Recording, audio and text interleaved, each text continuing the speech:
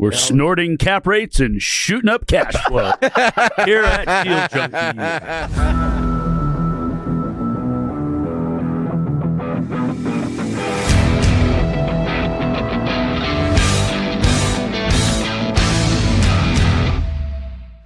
Welcome back to the Deal Junkies. We are officially done outwitting the devil. We're back here ready to get into cap rates so people can understand cap rates are external. They're not intrinsic. Yield is intrinsic. So stop talking about yield and intrinsic values as if they're cap rates, because they're not. We are going to talk about how to make all that make sense for the next 30 minutes. I like that. All right, let me check out we're here outwitting the devil energy sphere and get into grounding here on the podcast. We're back again with Trevor Howard, Mike Nuss, and Dane McKinney. Myself, I'm Dane McKinney. Yeah, Gabe's not here again. This is the second part. And we want to talk about cap rates and why cap rates are fugazi. Tell everyone what a cap rate is. Fugazi. You don't like my definition of cap rate, so you should give it. Tell everyone what a cap rate is. A cap rate is your return on a property if you were to buy it in cash. And why do people use cap rates? People use cap rates as a measure to value what they would pay for it. Without debt, because everyone gets different debts, so it's hard to compare properties if you're using different leverage and interest rates. So to compare them equally, you will use a cap rate, and it's a measurement of risk, kind of. Lower cap rate is ideally, not always. Why are you looking at me like that? Because you guys are so boring. Okay, Mike, tell us. So technical. Weird technical? Yeah. Pot or kettle?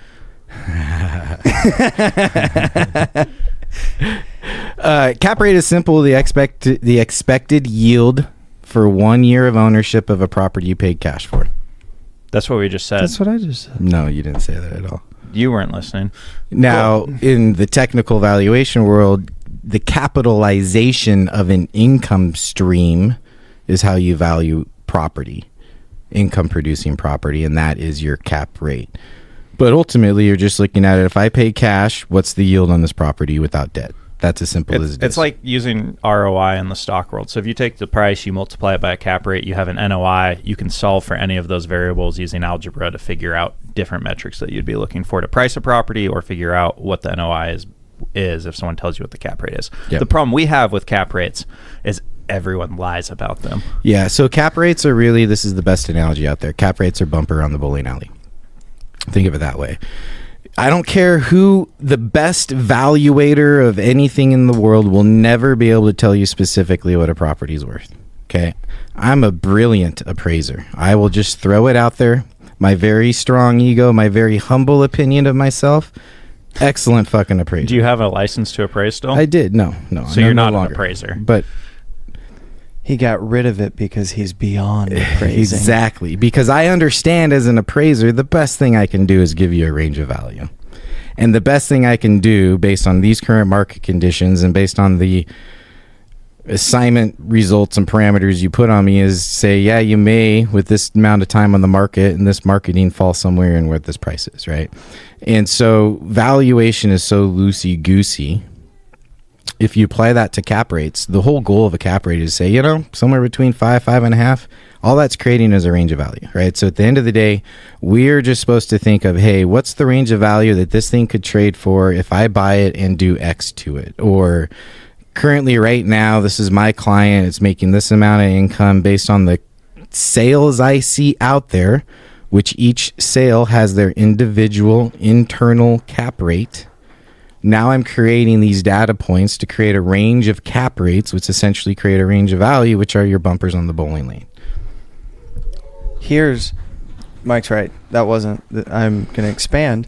I think the issue in the commercial world is that if we did it that way, we'd be much closer to the real value. But what I think happens is people say, this is how much I would like my property to be worth. Mm-hmm. And then it's the broker's job to go in and look at the income of the property and be like, okay, well, we're about 80,000 low. So I'm going to have to move some stuff around. And I'm going to say that unit turn that is for sure going to happen next year on a different unit was actually CapEx, and you can totally wash that away as not an expense for the new owner. Well, and my beef goes even beyond that, because that's just being a little loosey-goosey with the numbers. Here's what I have found with the last 5 T12s that I've looked at. Do you know what's not on that T12? Landscaping, management, repairs and maintenance. Taxes and fucking insurance. They don't even have that. Like literally taxes and insurance. The TI of the PITI is not on the T12, and it gets marketed by HF fucking O. No. Yes. Yes. HFO marketing this cap rate, and it has no property taxes and no insurance in the T12. You learn something new every day. I did not know that's what the F stood for every day in HFO. And so that's the problem with commercial real estate, and that's where one of these barriers of entry is, well, how does someone not really understanding how cap rates work, or say you understand the equation really, really well, well, why is it that this is 6 and that's 4 and this is 3 and that's 8? Well, the reality is that 6, 4, 3, and 8, they had 3 or 8 different people come up with their own different cap rates based on the own different way they run their APOD is the term that they use, which the annual property operating whatever.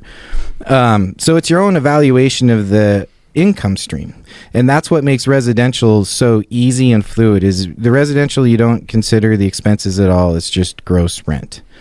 But when you get into commercial lending, you have to get to the net income portion of it.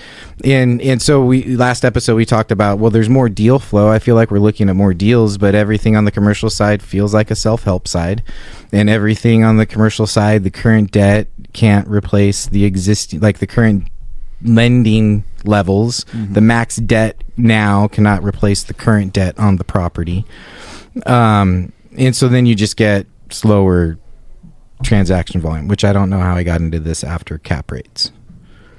I don't either. But the important thing to think about cap rates is there's intrinsic yield. Like, your deal is not a cap rate. You're not buying something at a cap rate. No, you're paying something for the property. You expect to get this yield, and you expect to have a value out of it. But very rarely are people just saying it's parking money and storing value of like, yep, I'm just lumping down $1 million because I'm getting a 4 cap. You know, that's just not a But every common thought property process on the market is basically that right now. A 4 cap? I mean, a 4 or 5 cap. Oh, yeah. It's like, why would you buy this? The word of capitulation. Are we getting into capitulation? I think we're capitulating again. We're capitulating. Yeah, and that's where you have lead flow is high, but transaction volume's low, and that's just because buyers and sellers aren't meeting in the correct spot. And that's where self-help comes in, and that's where creativity on the deal side comes into place, and that's where trust comes into place. You know, like some of the deals that we're looking at right now is just purely because we're in trustworthy and people that get it. So do you think it's just a broker coming in and not actually understanding how a property operates, or they understand if they want to get paid, they're going to just fudge all the financials? I think, especially in the commercial world, the brokers approach it much more like game theory than they do in the residential world. So the commercial world is significantly more relational. Deals take a lot longer because deals need to ripen. Whereas the residential world, deals are a lot shorter, and so by definition, they're more transactional. Yeah. You're getting in and out. So here's the deal: we went under contract on a deal 2 years ago, and then lending fell apart because the lending environment changed, and then it's still for sale, and we're looking at it again, but they haven't been able to sell it. We were the highest, best route they could go, and like they will not pivot on what they're doing at all. What does a seller like that do? They just have to come to grips with what they have, and like, what if they don't? Like, how? Because they need to sell. They have to sell it. Why do they have to sell? Because they want money to go live the last 5 years of their life. But they're not that old. They're still in. They said I wanted a 10-year note on this property, and they said we cannot give a 10-year note because they are only going to live 5 years.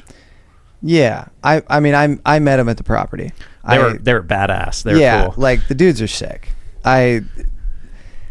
I see what they're saying in the sense that like 10 years from now, they very well could, I mean, 5 years from now, they might be dead. Like they're not young, but there's no like impending doom health condition. Make it a 10-year note with a 5-year call. What does that mean? They can call it after 5 years, but you have parameters on the call. If they're like in the hospital, Yeah. or if they've got Yeah. some terminal illness. Yeah, if you're right and they're happy and they don't want it, you just have a 10-year note, and if they need some capital, they can make a call.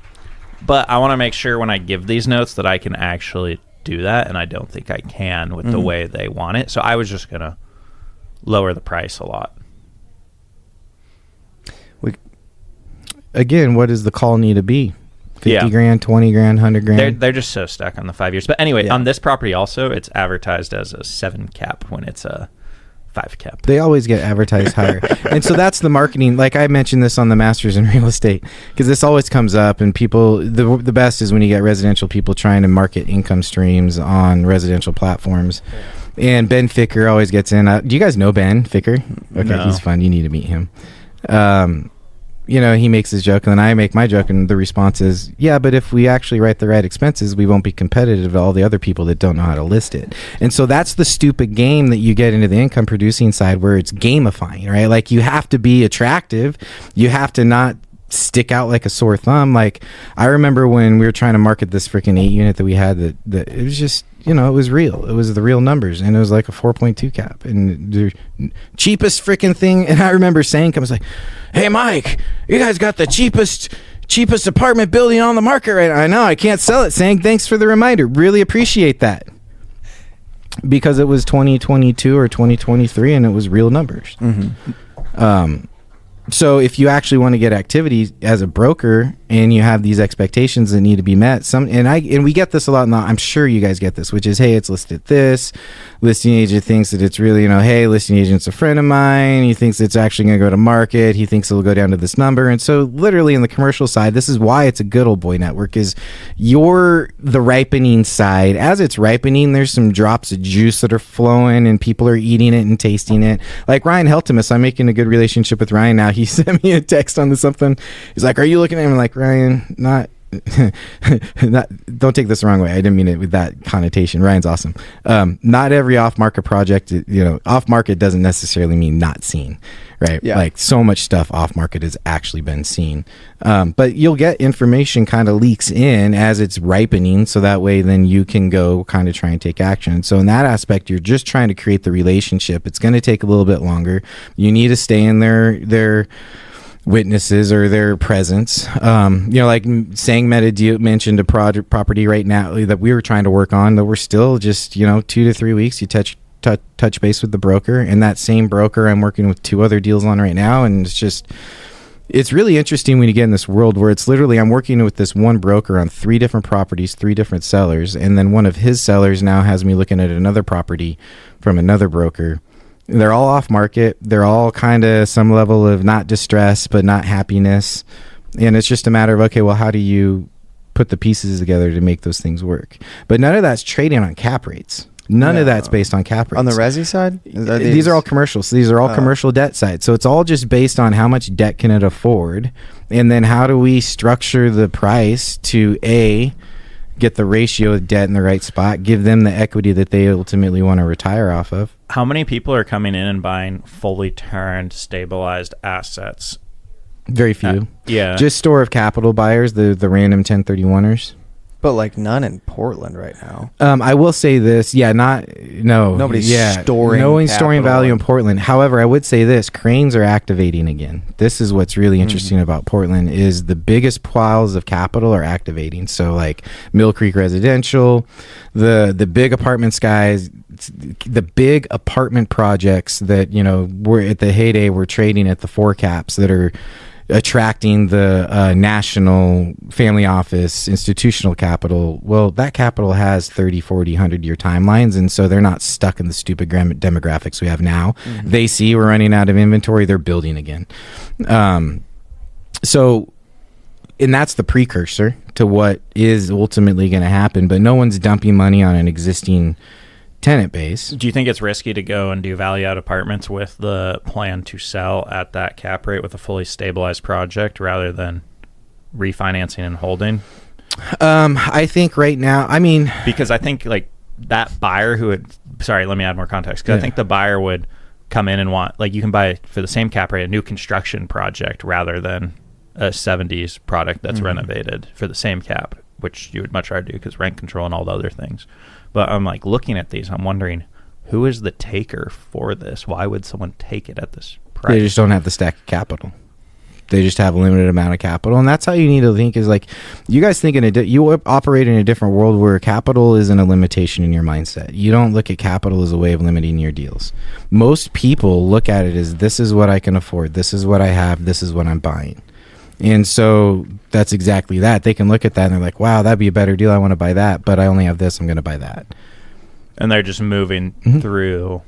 I guess that's still a higher return buying a 5 cap property with debt at times. Everyone thinks in their own best interest, right? So it's, hey, these are the resources I have. This is my next best step, and that's what economics is. Literally, it's just human nature. It's psychology and seeing, well, how are people going to be how are they defining what's their next best step? Like right now, well, yeah, next best step is renting. Rent. And buying your first house. Oh yeah. You know, like, okay. You mean for the average person? Yeah. So as a market right now, it's a great time to deliver a rental product. It's a terrible time to deliver for sale product. Because that's just the best side. next step right now. Yeah. Correct. Yeah. So you just want to align your activities and your goals, overlay it based on, well, what are the next best steps based on these buckets of demographics? That's what development is. So on the investment side, when you're saying, hey, I want to do this heavy value add project, back to his question, where it's like, because I wanted the same thing, where it's like, okay, so if we're going to deliver a value add project at a 6 cap that's in great shape now, and we've done the stabilization, yada, yada, yada, it's like, we better just have a plan for keeping it. Yeah. Because we're also planning to deliver new construction at a 5.75. Like, I'm not expecting to sell it any tighter than that. And so it's like, I better underwrite to a 6.5 on value add. Like, is that your take on it right now? Yeah, I think everything should be internal. So it should be a cost, like yield on cost should be the best component that you underwrite to. And as long as you get your yield on cost 2 to 2.5 points above your debt cost, you're going to be okay. Yeah. And that's all I want. That's all I want is I want my yield on cost 2 points higher than my debt cost. Speaking of debt costs, what's going on with the 10-year right now? It's stabilized, which is thankful. What's it at? 4.25, 4.3. It kind of, it was playing around the 4.4s and then settled in the 4.3s. Yeah, when it went down that data, what did it go down to? Yeah, and I sent you this fucking sucks text. I don't remember. What did it go down to? Dude, it got down to 4. I thought it went into the 3s. It's like 3.98. Yeah, it was under 4 on Liberation Day. Yeah. And then it shot back up to 4.5. So on that day, we were trying to negotiate a deal. These dudes were trying to sell us, and they're like, so funny. On that day, hey, can you increase your price now because rates just went down? So, and I wanted to email them back the next day and be like, hey, can you decrease your price now because rates just shot up. If we're playing that game, yeah. Yeah, I mean, if you look at the yearly trend, the 10 years down, which means demand is up in the purchasing world, like pending purchase applications are up. So that's great. But we had this weird freaking volatility in there. So rates were like they went down close to 6 and then up over 7, and then now they're just under 7. So the spreads are the crazy part of all that. But the 10-year looks good. Like the bond market wants to settle out. It really wants to just settle down. But Liberation Day, and this is this is why you go meet people on the golf course. We had talked about this kind of earlier, like some of the rumors of, well, China selling debt or other countries selling debt, which is really smart. If you're trying to battle the U.S., selling a whole bunch of debt the day they're issuing new debt just drives their cost of debt up. So it's just a really tactical ploy. The bond trader that I met on the golf course, he's in a hedge fund, a big one. And he really thinks that forcing other countries to buy our debt as part of the tariff negotiations is actually one of the bigger plays on the table. So you kind of combine that with, well, the Fed already decreased their runoff, increased their demand to the bond auctions last month. And then the more chaos where just more and more thinkers believe we're going into a recession. It just feels like that sea of the 10-year is going down. Now, will it get below 4 and stay under 4 is a whole nother question, but it, what was it? It was last spring where we said 4.5 is the new 5, maybe even 2 springs So ago. you think rates will stay at where they're at for quite a while? Yeah, I think. Do you think cap rates will rise or just stay as it's been? Rates have to. Well, cap rates should go down if rates go down. But you think rates He's will saying stay? if rates are staying. Yeah. If rates are staying, well, the problem is the commercial side is the liquidity side. So I think you're going to have this natural. Again, it goes to the money pucker conversation. So again, I'm just going to, my humble, strong ego self, choke the chain. One of the slides I created for my presentation this year was last year I talked about windows, buying and selling windows, opening and closing. This year it's the money pucker. It's the pucker of money, tightening versus releasing. And so when that money puckers, that's what we saw on the resi side was rates really went chaotic. The bond market went really chaotic because the money's puckering. Same thing will happen on the commercial side where liquidity is going to go down because it's a commercial bank side. I expect liquidity to dry up before it gets released in the commercial side. Liquidity on the bank side or The on the lending individual side. Yeah, because individuals are ready to go right now. Correct. Yeah. Individuals are ready to go, but and that's where my conversation with Paul, where I disagree with him that we want government spending because the values are so tied to interest rates in your liquidity. You're toe and toe when you release liquidity into a purchase. Say you got cash on the sidelines, I'm now going to go buy something. Well, that's still toe and toe with debt. And so the ultimate price of that asset is based on how much liquidity you have to bring to the table.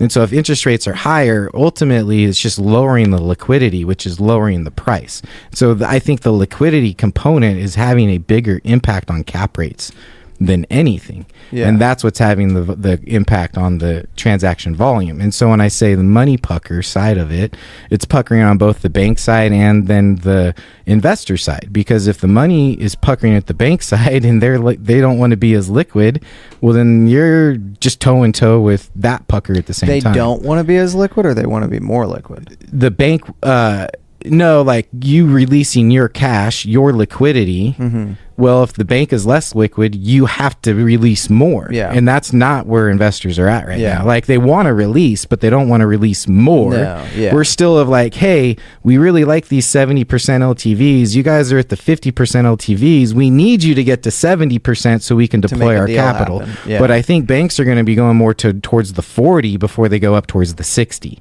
So that's where I say I do feel like we're going to have this pucker on the commercial side before we have a release. Do you think?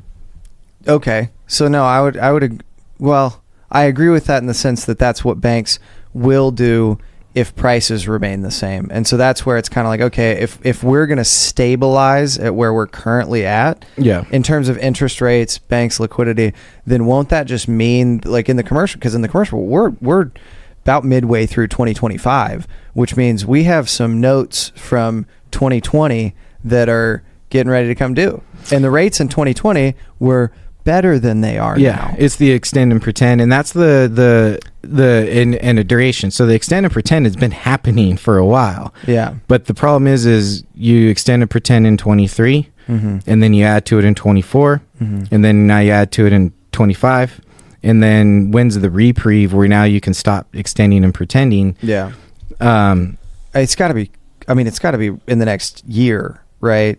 At least it starts the blood and the water kind of the blood and the water streets, whatever kind of starts, because you've got people who don't have the relationship with the bank to extend and pretend. Mm-hmm. So at those like mid-level assets where it's like, or even some of the syndicated assets, I'm sure a lot of the syndicated assets have a plan, but as far as like the mid-tier, like $2 to $10 million assets with individuals who don't have the wherewithal or the relationship with the bank to extend, and the option is, hey, you can sell and just take out your current, you don't have to do a cash in refinance, and you can just take out your money, like sell it what you bought it for. It feels like you're selling it at a loss, but you're really not. You're just selling it at a loss from what you could have gained in 2022.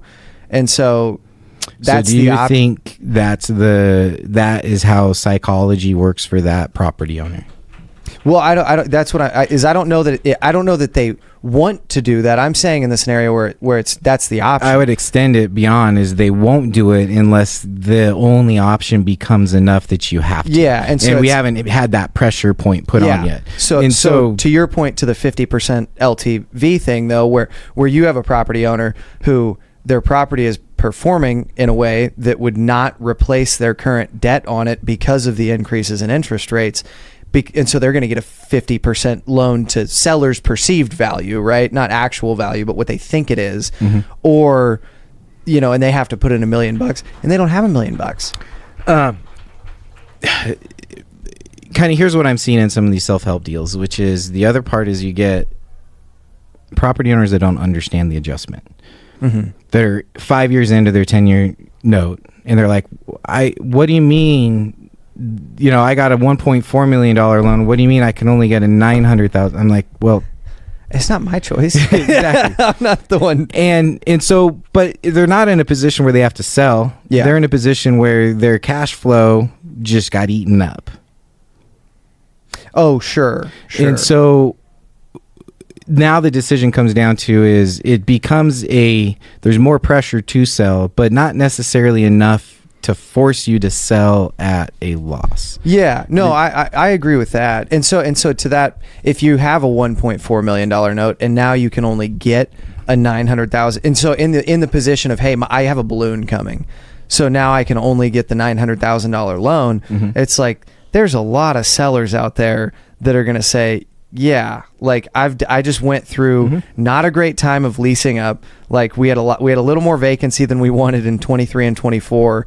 I don't want to put $500,000 in to keep this property, even if it's still like I'm not losing value on the property, but I just don't want to do a cash in refi. Yep. And so they say, yeah, dude, I'll sell for, instead of the $600K more that I could have sold for in 22, I'll sell for 200 more. Yep. Right. Than I bought it for. And so now that's the capitulation conversation. So we'll have more sellers in a position where it makes sense to capitulate. The question is where's the lending market and has that level? So there's a line where capitulation happens. Yeah. Well, have buyers lowered that line? And gotten further from sellers, because now they're only getting a $900,000 exactly. loan. So now that's kind of where I'm at. There's no doubt sellers want to capitulate, but their willingness to do so matters. And I do believe that line is going to go down before it goes up, but I do believe it will go up higher. Like next year, that line will be higher than it is today. On the buyer's side or the seller? The buyer's side. Yeah. So a year from now, buyers will be a lot easier to make sellers happy than they are now. Even if rates remain the same? No, because I do think rates will ultimately come down because you can't throw this type of disruption into the job side of the industry. Because ultimately what we're talking about with tariffs is we're talking about a significant slowdown in the supply chain. At some point you're just affecting jobs and you're affecting investment capital. And I think that's part of what they need to do. Yeah. You need to have a weak dollar, you need to have lower interest rates. So back to the Paul piece on government spending. Do you think his perspective on that? Because my understanding of it when he brings that up is that he loves government spending because he knows that increases his rents. And that was my take. And increased rents in his mind is where the increase in property value comes, more so than lowering of cap rates because there's more liquidity in the market. Yeah, what I've heard is just Gabe's regurgitation of it, which uses the word inflation because it's inflationary. And where I'm at with real estate is I'm on the J. Scott bandwagon. I think real estate has a ceiling until it comes back to the line of inflation. So we've gotten so far ahead of real estate, of inflation adjusted real estate values versus the lane of inflation, that gap needs to come down. And I don't think they're going to come down from prices coming down, which means you're only going to come down from being flat and inflation catching up slowly over a period of time. And I think so ultimately, if our values are tied to interest rates, which I do also think our economic activity is tied to interest rates, which is more tied to what people pay for rents. That's not going to happen if the government continues to spend. So like the whole fight on Jerome Powell and Trump lowering rates. Well, if I were Powell, I'd be like, yeah, you stop fucking increasing the debt limit and you stop spending and you stop increasing M2 as we're trying to decrease it, then maybe I'd lower rates or maybe I capitulate on this. But you keep doing this, which means I have to keep this. it where I'm at. Yeah. And what he has to do really sucks for us. Yeah. And so I also look at, well, Paul is part of his career, right? Like, so where is he at in an age standpoint? And so for him, he's all about the deal. He's only got so many deals left, like having more transaction volume for him. And if rates come down, he has an immediate boost to liquidity. He has an immediate boost to value. And then what he can do with that boost to liquidity and value from a deal junkie towards the end or, last quarter of your life standpoint is significantly more value than the government slowly spending money and creating inflation over a long period of time. Sure. So it's just a nuanced thought of, I think, what's better for him. Because I'm looking at, I always think I know what's best for other people. No, I see what you're saying. I mean, I think he's probably just had so much experience of when the government spends more, it's good for me. Yep. And he's never diving as deep as you are into the actual economic side. And so he's just doing 1-to-1. Yep. And it's, hey, this has worked. This is my strategy. Government spend, I'm happy. This is the Peter Schiff side of the equation, right? It's the 1970s people versus the monetary M&T people. Yeah. I was just looking on CoStar at like the amount of property sales year to date over the last few years, because we're talking about right now like no deals are trading, right? Is the conversation. So I was looking at the actual numbers. I was looking at all of Oregon. Wait, let me guess. Lowest was 23. So I didn't look the full calendar year. I looked year to date from April today, just back a year. Okay. But yes. Yeah. Sure. But that's no fun. Don't sure me. I hate it when he does yes. Whatever. Is it yes or no? Yes. Oh, okay. Sure. What was interesting, because we talk about no deals trading at all, but there's still quite a few transactions happening. Didn't actually volume pick up? So, lending volume picked up. I would think it picked up commercial last lending year. volume picked up. Like to date, 1 year back, there was 300 deals traded. Then the prior year, 240. Then 309. Then it was 594, 450, 479, 447, 483. So you're normally around like that high 400s number. So it's cut by a big chunk. Well, it was 50% in 23, and then now it's kind of bumping back up there. But 300 deals to me seems like a lot, and that's 10 plus units. But 300 deals over 10 plus units. Yeah. In all of Oregon. All of Oregon. Yeah. I gotta go to the bathroom. All right. Well, that's a good way to end the podcast. Hey, the good news is deals are ramping up again. Yeah. It still feels Conversations slower. are being had. Yeah. And relationships are being made. Because nothing, compared to 23, you got to feel so much better. Yeah. 23 was not great. Yeah. You can, seems like you can gauge market conditions at this point. Yeah. Whatever the fuck that means. All right. Love you all. Bye. Mike's out of here. Again, we appreciate you. We enjoy talking about economics. We'd love feedback on it. Hopefully this is helpful to you guys to hear kind of our thoughts on deals and transactions and why things are going on in the market. I don't know that we dove into cap rates quite as much as we wanted to, but maybe we gave you a little clarification. We're trying our best. Give us a like on Spotify, and I don't know, Trevor's shaking his head. Do the likes everywhere you can. Subscribe to us. We appreciate all the listens, all the support. Also texts to us, emails make us feel really good, get us excited. Gabe loves them. Every time he gets a text, he said, guys, you'll never guess, somebody just said they loved our last episode. We love doing it, so we're glad to be here.